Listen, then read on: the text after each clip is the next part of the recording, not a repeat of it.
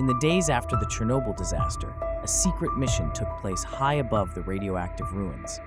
Soviet Tu-16 bombers, usually used for military strikes, now had a new urgent job: to make rain. The operation was led by Yuri Israel, head of the Soviet State Committee of Hydrometeorology. 2 days after Reactor 4 exploded, a classified map appeared on his desk, showing the radioactive cloud drifting towards Moscow. Millions of lives were at risk, and with the city getting ready for the annual May Day parade in Red Square, a parade that could not be canceled without embarrassing the Soviet government, Israel gave a fateful order: make it rain before the toxic clouds reach the capital. Just 48 hours after Reactor 4 exploded, the operation began. Artillery shells filled with silver iodide were loaded into Tu-6 bombers at a Moscow airbase, and Soviet pilots set off to intercept the radioactive clouds. At first, the pilots circled the burning reactor within a 6-mile range, but strong winds kept pushing the toxic plume farther away. This forced the pilots to follow the dark cloud for hundreds of miles.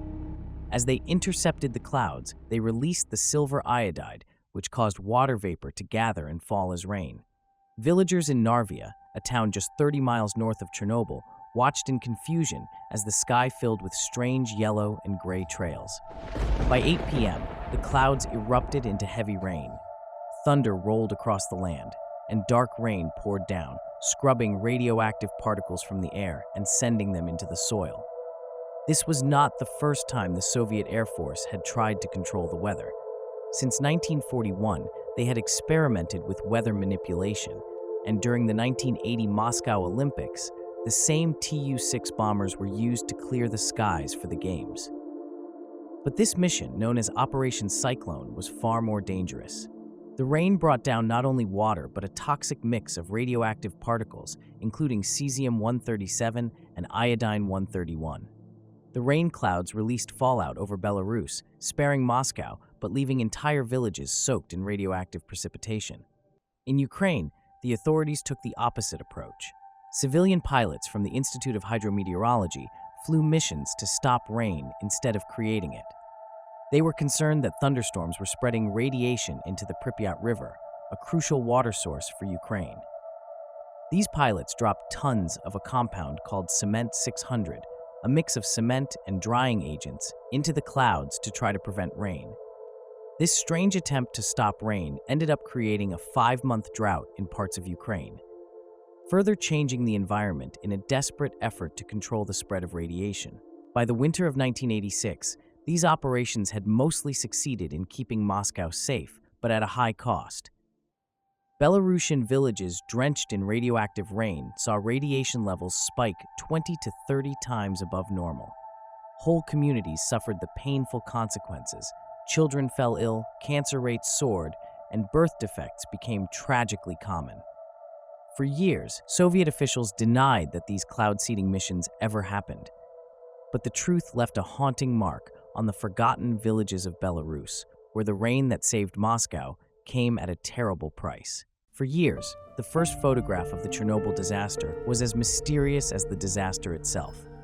Igor Kostin's famous photo, grainy and blurred with radiation, is often said to be the earliest shot of the destroyed reactor. But Kostin wasn't the only photographer there that day, and his might not have been the first image captured. In the early hours of April 26, 1986, Kostin, a photographer for Novosti, got an urgent call. The Chernobyl nuclear power plant had exploded at 1:23 a.m. By late morning, or perhaps early afternoon, he was in a helicopter flying over the smoking ruins of Reactor 4, though the exact time remains unclear.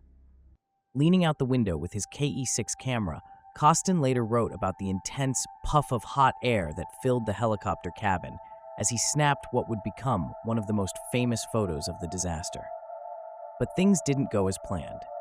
After taking about 20 shots, his camera jammed, and when he developed the film, most of his photos were destroyed. Radiation had damaged his film, leaving only one haunting image taken about 14 hours after the explosion. Another photographer, Anatoly Raskazov, was also there, possibly taking some of the earliest images of the reactor that day. As a staff photographer at the plant, Raskazov was called to the scene at 9 a.m. on April 26th. Ordered to photograph from a helicopter, he leaned out, battling the thick ash in the air, while a soldier held onto him to keep him from falling. Armed with a KE-6 and a Zenit camera, Raskazov recalled, "There was so much ash flying around it was impossible to take photographs through the glass." The helicopter hovered just 650 feet from the reactor, close enough for radiation to burn his skin. His first roll of film, shot with the Zenit, was completely black, destroyed by radiation. "I thought, that's it, it's all over," he remembered. But his second roll, taken with the KE-6, produced images that, while cloudy, showed the devastation below. Back on the ground, Raskazov kept photographing, even venturing close to the reactor in a fire truck. His photos captured graphite blocks thrown from the reactor core and the ruins around Reactor 4. However, unlike Kostin's image, Raskazov's work was hidden away by Soviet authorities. When he handed his photos to plant director Viktor Bryukhanov, security forces immediately seized them and forbade Raskazov from ever speaking about what he saw. His photos stayed classified for years. Even with this secrecy, Raskazov's photos were critical in helping Soviet authorities understand the disaster's scale. Yet it wasn't until years later that some of his photos surfaced quietly, without his name. So, which photograph was truly the first? While Kostin's image is the most famous and often thought to be the first, Raskazov's photos taken hours earlier challenged that belief. In the end, both men risked their lives and paid a high price in health to make sure the world could witness the truth. It was the dead of night, and Kiev was silent. Through the empty streets, a convoy of 30 trucks rumbled along, each one loaded with a secret, deadly cargo. In the lead truck, Lieutenant Colonel Viktor Shevchenko gripped the wheel, his Geiger counter screeching in warning. But it wasn't only Chernobyl's radiation they carried. Among the convoy's anti-aircraft missiles were 3 tactical nuclear warheads, each with the power for devastating destruction. 3 days after Reactor 4 exploded, Soviet forces rushed to secure their military assets. Shevchenko's orders were straightforward: evacuate the missiles, 27 with regular warheads and 3 with nuclear warheads, from the Chernobyl air defense base. The missiles, part of the S-75 Dvina system, had a fierce reputation. It was an S-75 that had shot down an American U-2 spy plane in 1960, heightening Cold War tensions. Now, as the convoy rolled through the center of Kiev, a new danger grew. Not from outside threats, but from within. A radioactive cloud covered the area, closing in on the convoy. The men knew their trucks, missiles, and uniforms were coated in radioactive dust. They'd been working in the contaminated zone for hours without protective gear, armed only with the knowledge that orders were orders. Slowly, the convoy traveled over 60 miles from Chernobyl to Kiev, moving under the cover of darkness as they passed over the Payton Bridge. Over 2 million Kiev residents slept peacefully, unaware of the nuclear-tipped weapons rolling through their streets.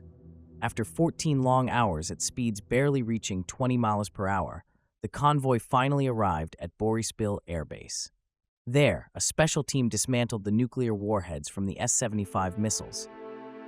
For Shevchenko and his men, there was no celebration, just 2 bottles of red wine for the officers. The drivers received nothing. The men scrubbed their trucks relentlessly, cleaning until their hands bled, trying to remove every trace of radioactive dust. But still, the Geiger counters clicked furiously. Their mission wasn't over yet. Shevchenko and his men were sent back to Chernobyl, making 3 more trips to retrieve equipment from the contaminated base. Each journey brought the same silent terror, but the S-75 system, with its power to destroy whole enemy squadrons, was considered too valuable to abandon, even with the radiation threat. The S-75 was a critical part of the Soviet Union's defense system, tied to the Duga over-the-horizon radar system, also known as the Russian woodpecker, which scanned for Western missiles. Now, that defense system was falling apart, and the equipment left to rust. The convoy's mission was never publicly acknowledged. Shevchenko later called it a futile operation, one that sacrificed men to save contaminated weapons. The real price was paid in human lives. Many of the soldiers who made the journey later became sick. Shevchenko's driver, only 28 years old, died soon after the mission.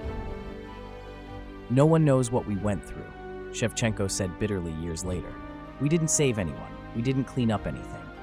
For 3 years, the contaminated trucks and equipment sat at the Boryspil base, ticking with radiation, until they were finally moved to a dirty vehicle's graveyard. But by then, the harm was already done. The nuclear warheads were safe, but the men who completed the mission were left to fend for themselves, their exposure to radiation an unspoken consequence of a mission the world was never supposed to know.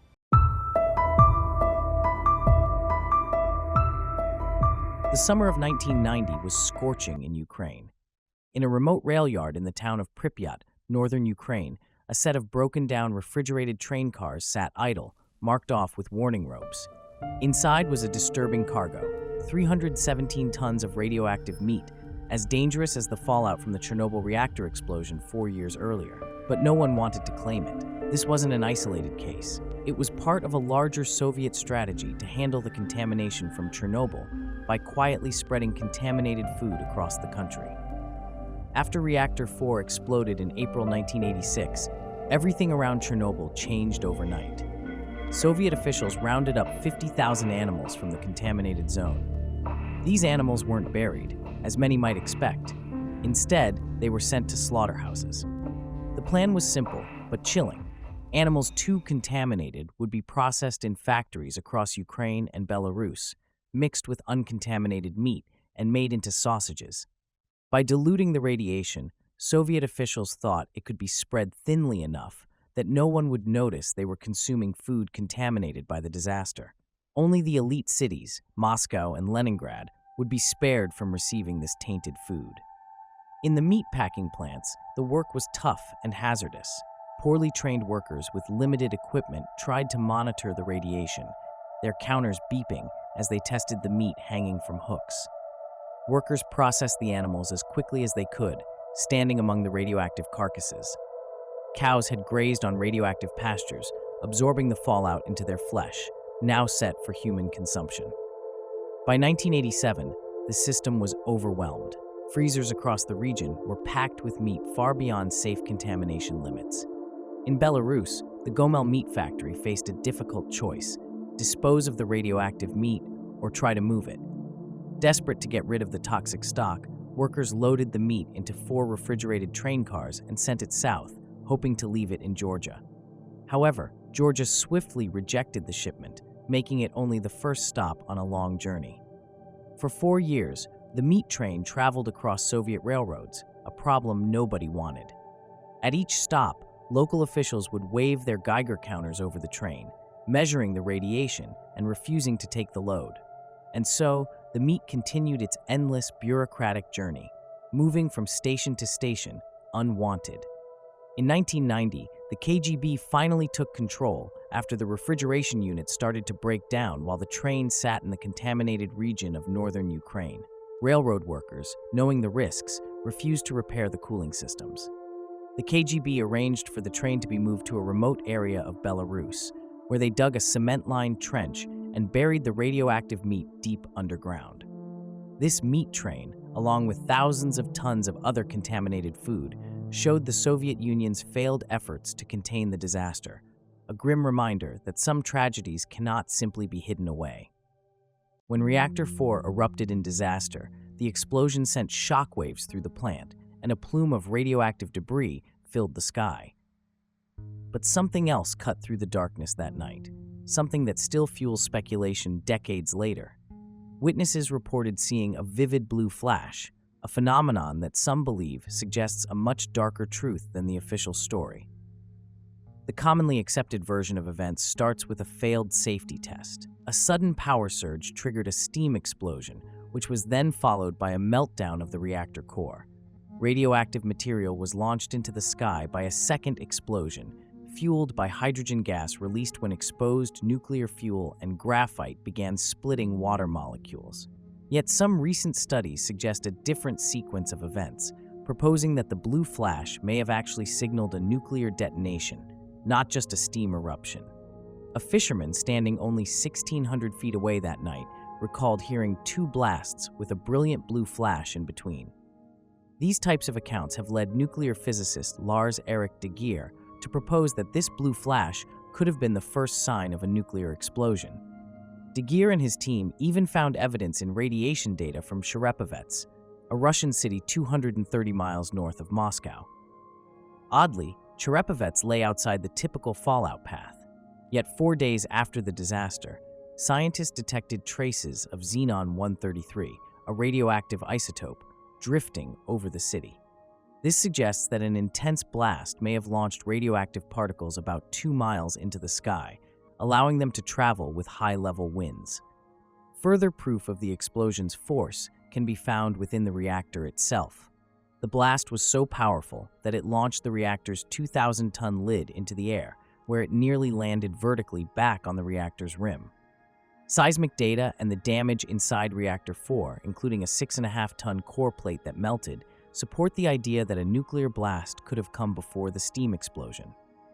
Usually, blue light seen near reactors is connected to Cherenkov radiation, a unique glow created when charged particles like electrons travel faster than light in a medium.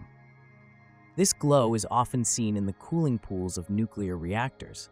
Such a blue light was even reported by Alexander Yuvchenko, one of the plant workers. He described running outside the building and seeing a strange blue light hanging in the air. But the initial blue light observed at Chernobyl may have been something more sinister, perhaps the immediate effect of a nuclear blast, where intense heat and radiation superheat the surrounding air, not just an effect of a reactor meltdown. More than 30 years later, Chernobyl still holds many unanswered questions. The mystery of the blue flash, whether it marked a nuclear explosion or was simply a haunting glow from ionized air, lingers, just like the radiation now contained under Reactor 4's sarcophagus.